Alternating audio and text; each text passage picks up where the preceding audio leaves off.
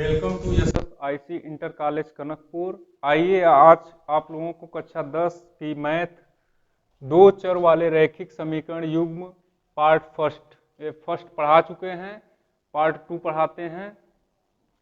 तो यहाँ पर देखिए, सबसे पहले दो चर वाले रैखिक समीकरण युग्म को हल करने का 3 विधियां हैं। पहली विधि है विलोपन विधि, दूसरा है प्रतिस्थापन विधि और तीसरा है बीजगुणनखंड विधि। तो सबसे पहले देखिए विलोपन विधि। सर्वप्रथम एक चर को विलुप्त करके एक चर में रैखिक समीकरण प्राप्त करते हैं, यह विधि विलोपन विधि कहलाती है। दूसरा है प्रतिस्थापन विधि। एक चर का मान दूसरे चर के पदों में व्यक्त कर प्रतिस्थापित करके रैखिक समीकरणों को हल करते हैं, यह प्रतिस्थापन विधि कहलाती है। और तीसरा विधि है बीजगुणनखंड विधि। तो दो रैखिक समीकरण युग्म a1x plus b1y plus c1 बराबर 0 तथा a2x plus b2y plus c2 बराबर 0, जहां पर a1 upon a2 does not equal to b1 upon b2 का अद्वितीय हल होता है। यहाँ पे हमको यक्स बराबर, इसको फार्मूला जैसा हमको याद रहना चाहिए, यक्स बराबर होता है b1 c2 minus b2 c1 बटे a1 b2 minus a2 b1, और y बराबर होता है c1 a2 minus c2 a1 बटे a1 b2 minus a2 b1। तो ये वाला जो फार्मूला है यक्स वाई का, ये बीजगुणनखंड विधि से जब हम हल करेंगे तो उसमें यक्स वाई का मान कैसे निकाला जाता है, ये सूत्र उस समय काम देगा।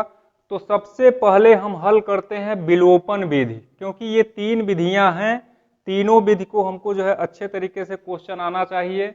जैसे मान लीजिए एक जो है क्वेश्चन दिया है, उसको हम एक ही क्वेश्चन को तीनों विधियों से हल करेंगे। तो देखिए वो क्वेश्चन कौन सा है। देखिए पहला क्वेश्चन है x प्लस 3y बराबर 13 है, 3x प्लस y बराबर 7 है, में x y का मान हमको ज्ञात करना है, वो भी किस विधि से, विलोपन विधि से। तो सबसे पहले इसमें क्या करते हैं, जो दिया है क्वेश्चन x प्लस 3y बराबर 13, इसको समीकरण नंबर 1 मानते हैं। 3x प्लस y बराबर 7, इसको समीकरण नंबर 2। तो यहाँ पर देखते हैं कि x, यहाँ पे x है, यहाँ 3x है, यहाँ 3y है, यहाँ केवल y है, यहाँ 13 है, यहाँ 7 है। तो इसको या तो x को काटिए या फिर y को काटिए। तो यहाँ पे हम y को काट रहे हैं। तो समीकरण 2 में अगर हम 3 से गुणा कर दें तो यहाँ भी 3y हो जाएगा और ये घटाने पर कट जाएगा। तो यहाँ पे लिखेंगे समीकरण 2 में 3 से गुणा करने पर, देखिए समीकरण 2 में 3 से गुणा करने पर, जब इसको 3 से गुणा करेंगे तो समीकरण 2 हमारा क्या हो जाएगा, 3 त्रिके 9x प्लस 3y बराबर 3 सते 21 हो जाएगा। ये समीकरण नंबर इसको अभी 2 ही मानेंगे। और जो फर्स्ट नंबर हमारा इक्वेशन है वो है x प्लस 3y बराबर 13, समीकरण नंबर फर्स्ट। अब यहाँ पे इसको हम देखते हैं कि यहाँ 3y बराबर है और चिन्ह भी जो है सेम है। तो अगर हम यहाँ पे इसको लिखेंगे घटाने पर लिखते हैं तो यहाँ पे चिन्ह बदल जाएगा, यानी यहाँ पे प्लस है तो माइनस, यहाँ प्लस है माइनस, यहाँ प्लस है माइनस, ये वाला कट जाएगा। 9x में से 1x जब निकलेगा तो हो जाएगा 8x बराबर, 21 में से 13 निकलेगा तो 8 आएगा। तो यहाँ से आ गया x बराबर 8 बटे 8, 8 एक्के 8, x का मान आ गया 1। अब यहाँ से x का मान समीकरण 1 में रखने पर, यक्स का मान समीकरण 1 में रखने पर, तो 1 नंबर हमारा समीकरण है यक्स प्लस 3y बराबर 13 है। तो यहाँ पे यक्स का मान 1 आ चुका है, तो 1 प्लस 3y बराबर 13, 3y बराबर 13, ये जाएगा उस तरफ पक्षांतर करने पे तो -1 हो जाएगा। 3y बराबर 12, तो y बराबर 12/3, 3 चौक 12, y बराबर 4 आ गया। अब यहाँ पे हम देखते हैं कि x बराबर 1 और y बराबर 4, ये हमारा आंसर हो जाएगा। लेकिन यहाँ पे अगर हम उत्तर की जांच करते हैं तो देखते हैं कि उत्तर सही है कि नहीं, उसको भी चेक कर लेते हैं। तो यहाँ पर लिखते हैं उत्तर की जांच। उत्तर की जांच देखिए, जो पहला हमारा समीकरण है वो क्या है, यक्स प्लस 3y बराबर 13। तो यहाँ पे बाएं तरफ हम यक्स और y का मान रखेंगे। अगर 13 आंसर आ जा रहा है तो समझेंगे उत्तर जो हमारा आया है वो सही है। तो यक्स का मान 1 रखेंगे, प्लस 3 गुणे y का मान कितना है 4। तो यहाँ से देखिए 1 प्लस 3 चौक 12, और इसको जोड़ेंगे तो 12 1 13 हो जाएगा। तो यहाँ से भी 4 3 12 13 हो रहा है। इसका मतलब जो हमारा उत्तर आया है वो उत्तर सही है। अगर हम इसको दूसरे समीकरण में भी चेक करते हैं, जैसे दूसरा समीकरण है, देखिए 3x प्लस वाई बराबर 7 है। बाएं तरफ अगर हम रखेंगे x और y के मान तब भी 7 आना चाहिए। तो x का मान देखिए 3 गुणे 1 प्लस y का मान कितना आया है 4। तो यहाँ पे 3 1 के 3 हो गया, 3 प्लस 4 बराबर 7। अतः यह भी उत्तर सही है। तो दोनों उत्तर में रख करके चेक कर लिए, दोनों समीकरण में रख करके उत्तर जो हमारा आ रहा है x बराबर 1 और y बराबर 4, ये दोनों उत्तर सही है। तो इस तरीके से यानी विलोपन विधि में क्या होता है, दो समीकरण दिए रहते हैं, दो समीकरण में से एक हमको जो है जैसे y का मान या x का मान काट देते हैं, उसको काटने के लिए गुणा करते हैं। अब जरूरी नहीं कि यहाँ पे 3 से ही गुणा करिए, किसी सवाल में जो है 2 से गुणा करने पे ये सेम हो जाएगा। यानी जिससे बराबर होगा उसी से हम गुणा करके उसको काटेंगे। तो ये है विलोपन विधि। अब चलते हैं प्रतिस्थापन विधि। देखिए जो क्वेश्चन है वो क्वेश्चन हमारा यही रहेगा। इसी सवाल को जो है हम प्रतिस्थापन विधि से भी हल करते हैं। तो प्रतिस्थापन विधि क्या है, यहाँ पर देखिए जो पहला हमारा समीकरण है वो है x प्लस 3y बराबर 13, और दूसरा समीकरण है हमारा 3x प्लस y बराबर 7। तो यहाँ पर ध्यान दीजिएगा, इसको हम पहला समीकरण और 3x प्लस y बराबर 7 इसको हम दूसरा समीकरण मान सकते हैं। तो यहाँ से क्या करेंगे, चाहे फर्स्ट समीकरण को लीजिए चाहे सेकेंड समीकरण को, तो यहाँ पे हम पहले समीकरण, यहाँ पे अगर हम पहला समीकरण देखते हैं तो x प्लस 3y बराबर 13 है। तो हम क्या करेंगे, दूसरे समीकरण को उठा रहे हैं। दूसरा समीकरण है हमारा, अगर दूसरे समीकरण से जैसे यहाँ पे है 3x प्लस वाई बराबर 7, अगर हम यहाँ से y का मान निकालना चाहें तो y बराबर हो जाएगा 7 माइनस 3x। तो y का मान निकल करके क्या आया, 7 माइनस 3x। इसको हम समीकरण नंबर 3 मान लेते हैं क्योंकि 1 2 मान चुके हैं। अब ये जो y का मान आया है इसको समीकरण नंबर 1 में रख देते हैं। तो y का मान समीकरण 1 में रखने पर, जब 1 में रखेंगे तो यहाँ पे क्या हो जाएगा, x प्लस 3y बराबर 13 दिया है, y का मान आ चुका है।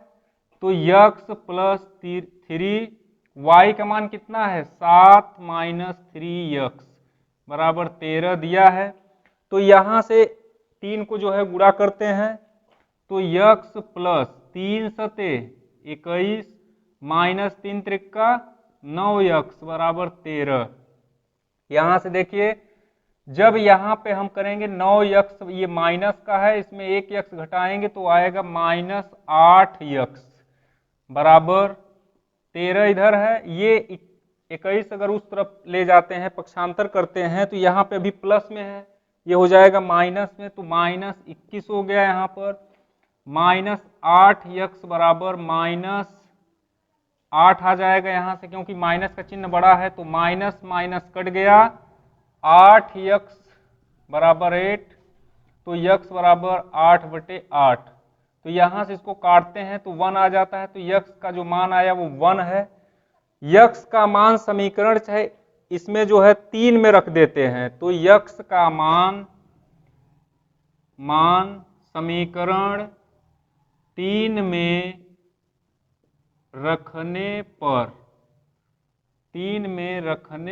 पर तो देखिए 3 समीकरण है, y बराबर 7 माइनस 3x, तो y बराबर हो जाएगा 7 माइनस 3x का मतलब है 3 इंटू x का मान आ चुका है 1, तो 1 रख दिए, तो 7 माइनस 3 y बराबर 7 में से 3 चला जाएगा तो हो जाएगा 4, तो y बराबर कितना आ गया 4, तो x बराबर 1 आ गया और y बराबर 4। तो यहाँ पर देखिए जो हम इस सवाल को जो है शुरू में लगाए थे तो उसमें क्या आया था, विलोपन विधि से भी आया था x बराबर 1 और y बराबर 4, प्रतिस्थापन विधि से भी यही आया है, और जो तीसरा हमारा है बज गुणनखंड विधि से, उससे भी हल करेंगे तो भी उत्तर x y का यही आना चाहिए। तो इस तरीके से प्रतिस्थापन विधि में क्या होता है, दो समीकरण दिए होते हैं, इन्हीं दोनों में से चाहे पहले समीकरण को चाहे दूसरे समीकरण को x बराबर या y बराबर मान निकाल लेते हैं। तो हम यहाँ पे दूसरे समीकरण से y का मान निकाल लिए x के पदों में, इसके बाद y का मान जैसे यहाँ से दूसरे से निकाले हैं तो पहले में रख देंगे, तो यहाँ पे जो समीकरण बन के निकलेगा उसको हम समीकरण नंबर 3 लिख लेते हैं। अब यही समीकरण को जब x का मान निकल जाए तो उसी में रख देते हैं, यानी x का मान अगर 1 आ चुका है तो x का मान वही 3 में रख देंगे तो y का मान हमको प्राप्त हो जाएगा। जो तीसरा है बज गुणनखंड विधि से उसको भी देख लीजिए, जो ये समीकरण दिया गया है x प्लस 3y बराबर 13 और दूसरा है 3x प्लस y बराबर 7 में x y का मान ज्ञात करना है, तो इसको हम ज्ञात करते हैं। जो तीसरी विधि है हमारा वो है बज गुणन विधि से, तो इसमें हम तुलना करते हैं दो समीकरण से, a1x plus b1y plus c1 0, a2x plus b2y plus c2 0। यहाँ से x बराबर हो जाएगा b1 c2 minus b2 c1 बटे a1 b2 minus a2 b1, और y बराबर हो जाएगा c1 a2 minus c2 a1 बटे a1 b2 minus a2 b1। तो यहाँ से जब हम तुलना करेंगे तो a1 का मान निकल कर आया 1, देखिए a1 के स्थान पे है 1, b1 के स्थान पे है 3 और c1 के स्थान पे -13, a2 के स्थान पे है 3, b2 के स्थान पे है 1 और c2 के स्थान पे है -7। तो x बराबर जो सूत्र होता है वो है b1 c2 minus b2 c1 बटे a1 b2 minus a2 b1। तो यहां से जब इसको रखते हैं तो b1 का मान कितना है 1, c2 का मान कितना है -7, माइनस b2 का मान है 1 इंटू c1 का मान है -13, c1 का मान है -13 बटे a1 का मान है 1 गुणते b2 का मान है 1 माइनस a2 का मान है 3 इंटू b1 का मान है 3। तो इसको जब आगे हल करेंगे तो -7 हो गया ये, और ये माइनस माइनस प्लस 13 हो गया बटे 1 माइनस 9।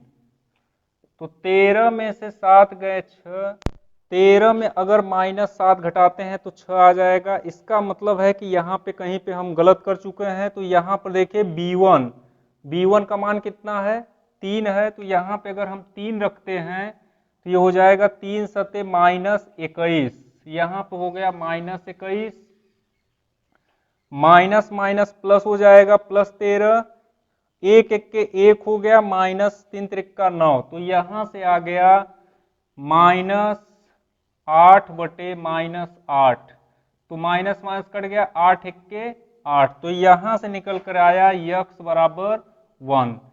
तो यक्स का मान क्या आ गया 1।